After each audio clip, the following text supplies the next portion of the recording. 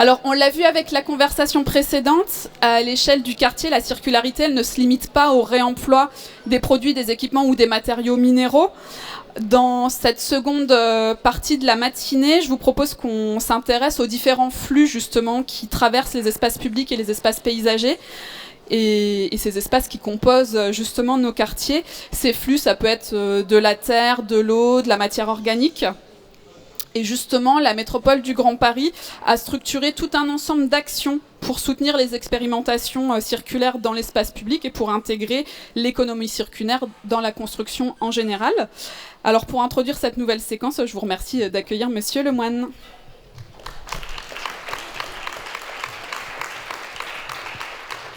Mesdames, Messieurs, chers amis, bonjour. Je suis chargé en 10 minutes d'essayer de vous faire comprendre à quoi peut vous servir la métropole du Grand Paris. Avant cela, je voudrais remercier Jacques Baudrier, président d'Ecopolis, et Véronique Pape, sa directrice. 1, de cette initiative et de cette journée, 2, de leur invitation, et 3, de la coopération au long cours que nous avons avec eux. J'y reviendrai tout à l'heure. Un mot sur la métropole du Grand Paris, présidée par Patrick Ollier. Il serait là, il vous dirait, la métropole de Grand Paris, c'est la métropole des maires, par les maires et pour les maires. Combien de maires? 130. Donc, si vous mettez tous les budgets des 130 communes qui composent la métropole, vous les additionnez, ça se chiffre en milliards d'euros. Et vous voyez qu'à travers les compétences que vous avez déjà évoquées ce matin, que vous allez continuer à évoquer tout à l'heure et cet après-midi, eh bien, vous tombez pile dans les compétences des mairies, également des territoires qui sont les intercommunalités de ces 130 communes. Ce sont des plaques de 400 000 habitants à peu près, il y en a 11, et puis la métropole elle-même. Et le but de la métropole, c'est d'initier des politiques innovantes, de mettre des moyens humains et financiers, j'y reviendrai, c'est l'objet de mon intervention, au bénéfice des territoires et des villes qui, elles, choisissent les partenaires avec lesquels elles veulent travailler sur les sujets d'économie sociale, solidaire et circulaire, puisque c'est le thème de notre journée. Voilà à peu près très rapidement comment fonctionne cette métropole du Grand Paris. Dans les compétences de cette métropole, il y a également la compétence aménagement dès lors que l'intérêt métropolitain a été déclaré. C'est le cas par exemple sur la grande ZAC des Docks à Saint-Ouen, qui je crois est la plus grande ZAC en cours actuellement sur le territoire métropolitain, ou de l'opération d'intérêt métropolitain Plaine-Saulnier à Saint-Denis, avec notamment le centre aquatique olympique qui a été construit par la métropole. Je prends 2 exemples, mais sachez que les territoires, les 11 territoires, qui concernent donc les 130 communes, ont la compétence aménagement et que ce sont également des acteurs et des prescripteurs extrêmement importants en termes d'aménagement et de construction. Il y a également Inventons la métropole, où la métropole a suscité un engouement sur un certain nombre de terrains dont on ne savait pas trop que faire parce que personne ne s'y était réellement penché, mais les facilités données par les métropoles ont fait émerger un certain nombre de très très beaux projets. Là aussi, il y avait des clauses d'économie circulaire, sociale et solidaire, et donc vous voyez, dans ses propres compétences, elle essaye d'être exemplaire, mais surtout, elle a un effet levier sur les 131 communes et les 11 territoires. Si on doit parler de métabolisme urbain, avant d'en parler, nous, on a confié à l'université Gustave Eiffel le soin de quantifier, eh bien, pour la métropole, quelles étaient les entrées, les sorties. Et on le sait, tout le monde le sait, vous l'avez dit ce matin, 40% des ressources consommées, c'est par rapport à la construction, 75% des déchets, idem, et 25% des émissions carbone. Rien que pour le territoire métropolitain, en 2017, les terres excavées ont représenté 50% des déchets, 13 millions de tonnes. Voilà, des chiffres qui peuvent effectivement interroger. Alors, la métropole s'est dotée en juillet 2022 d'une stratégie économie circulaire et solidaire avec plus de 4 axes, notamment l'axe 3 qui concerne la journée, c'est aménager sobrement et construire avec moins de matériaux neufs ou carbonés. Et donc, on a cofinancé la démarche métabolisme urbain 2 de l'EPT, donc du territoire pleine commune, que vous connaissez bien, qui était un ancien EPCI, une ancienne interco maintenant devenue territoire, avec une boîte à outils accessible aux acteurs du territoire, les closiers, les retours d'expérience, et puis la foire aux questions. Donc on essaye de doter les territoires des outils pour mieux aller à l'intime de ce qui se passe chacun chez nous au regard de la typologie. Quand on est en milieu urbain dense, c'est une chose. Quand on est dans les confins de l'Essonne, comme certains territoires du sud de la métropole, c'est une autre musique. Et donc il faut pouvoir être au plus près de ces réalités. Sur la question des espaces publics et des paysages, on a le programme de terres végétales recyclées. Donc, comment on utilise les terres excavées, et elles sont, vous avez vu, 13 millions de tonnes en 2017, et comment on apporte des amendements organiques pour pouvoir refaire de la terre. C'est mieux que d'aller décaper la Seine-et-Marne. Ils sont pas très loin de chez nous peut-être, mais enfin, ils commencent à en avoir assez. Surtout que non seulement on les décape, mais on leur remet par-dessus ce qu'on ne sait plus faire de nos déchets. Bon, donc plutôt que de faire ça, on essaie de garder nos déchets, on les amende et on refait. Donc là aussi, il y a quelques opérations pilotes.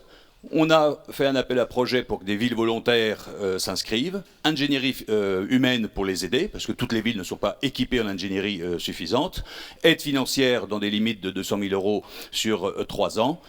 Réplicabilité, un kit pour donner des idées aux copains qui voudraient faire pareil, et ainsi de suite. Et puis les maires, vous savez, on regarde toujours ce que font les autres. Quand on trouve qu'il y a un truc qui est bien, on n'a pas envie d'être le clown de service, donc on essaye très rapidement de faire la même chose. Voilà, et donc ça monte en puissance, et donc je sais que déjà on a un certain nombre de villes qui sont intéressées par ça, parce qu'on a vu que ça accrochait très très fort. Et, les 5 premières, je peux les citer, c'est Bagnolet, de l'EPT Est Ensemble, Chaville, Paris, Stein et Valenton. Et puis, on organise également des journées de formation théorique sur ces sujets-là, mais également pratiques pour aller voir comment ça se fait concrètement, quelles ont été les difficultés, enfin les retours d'expérience. On en a entendu un certain nombre également ce matin, et je pense qu'il y en aura d'autres dans la journée. Ensuite, on soutient, la métropole également soutient financièrement la création et le déploiement de centres de production de terres végétales recyclées via les aides à l'immobilier d'entreprise. Là aussi, vrai sujet, on le reverra tout à l'heure sur la question des matériaux de déconstruction, comment, au-delà de l'outil numérique auquel on a participé, où est-ce qu'on peut les stocker? Parce que ce n'est pas le lendemain du démontage qu'on va forcément trouver le preneur. Donc là aussi, identification des fonciers et comment la métropole peut aider au portage de ces fonciers pour pouvoir établir. Il y a également 2 sites qui sont déjà aidés ou vont être aidés par la métropole à cet effet. Une expérimentation avec le département de la Seine-Saint-Denis, ce sont des éco-bordures pour les pistes cyclables éco-conçues. Alors on va chercher du granulat recyclé, des sables de récupération, des sédiments, des bouts de curage. Donc on essaye pour l'instant d'identifier l'industriel capable de mettre en œuvre cette technologie.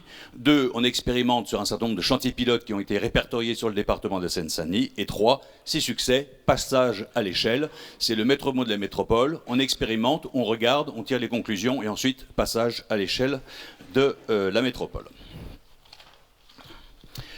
Ensuite, d'autres choses qui accompagnent tout ce mouvement, toute cette réflexion et toutes ces actions, c'est, je l'ai intitulé « Une ambiance autour de la construction circulaire, rassembler les hommes et les idées ». Les hommes, le réseau, les idées, une charte.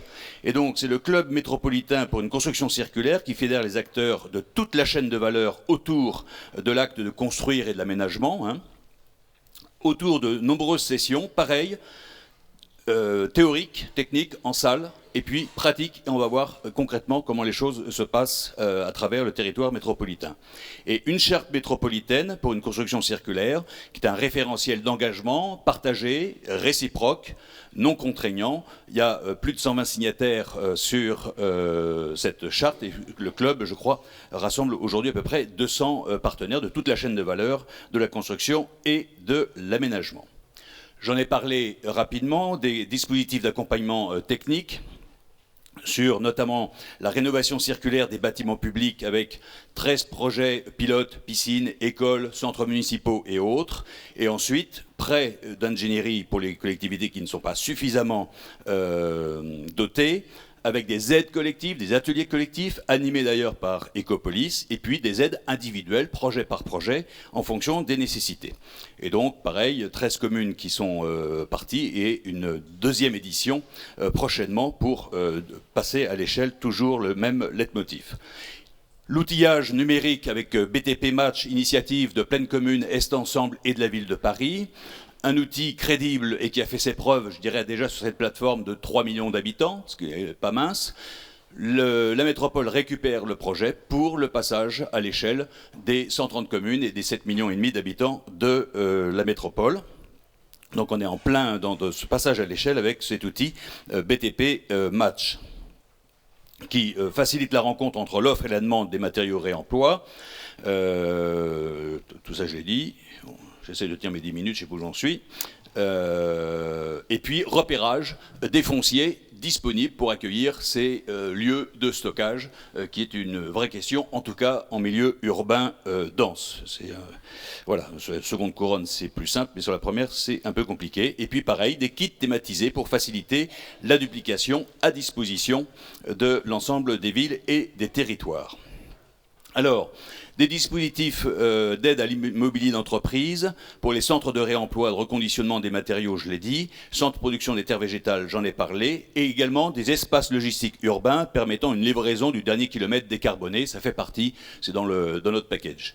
Soutien direct en direction des associations des TPE et des PME sous certaines conditions, donc je calme les ardeurs immédiates que certains pourraient avoir, mais ça se fait, et indirect dans le cas où effectivement communes et entreprises, territoires et entreprises ont des projets, et à ce moment-là, la métropole est directement dans ses prérogatives de venir aider les collectivités qui constituent ce qu'elle est. Les cofinancements peuvent aller jusqu'à 200 000 € sur 3 ans. Bien, je finis par un petit quart d'heure de publicité. Je vais demander à l'équipe de la métropole qui est présente dans la salle de bien vouloir se lever comme ça. Oui, oui, n'ayez pas peur, ne soyez pas timide. Alors Zélie n'est pas là. Si, Zélie. Voilà, Zélie, Anna et Martine. Voilà, repérez-les bien. C'est elles qui ont la clé du coffre-fort. Elle vous invite également le jeudi 2 octobre prochain au siège social de la Poste à Issy-les-Moulineaux pour la Xème, 5e, 6e, 7e, 8e, je sais combien ? La 9e édition du Grand Paris circulaire, où on va effectivement remettre un certain nombre de trophées dans les 4 catégories de notre stratégie d'économie circulaire. Et ensuite, durant l'année, on va visiter ces lauréats pour que chacun puisse trouver l'inspiration, les conseils, que sais-je. Voilà. Et donc c'est jeudi matin, 2 octobre, siège social de la Poste à Issy-les-Moulinettes. Le métro est pas très loin. Voilà. Et puis, en attendant de vous accueillir toutes et tous le 2, je vous souhaite une très belle journée et merci à vous.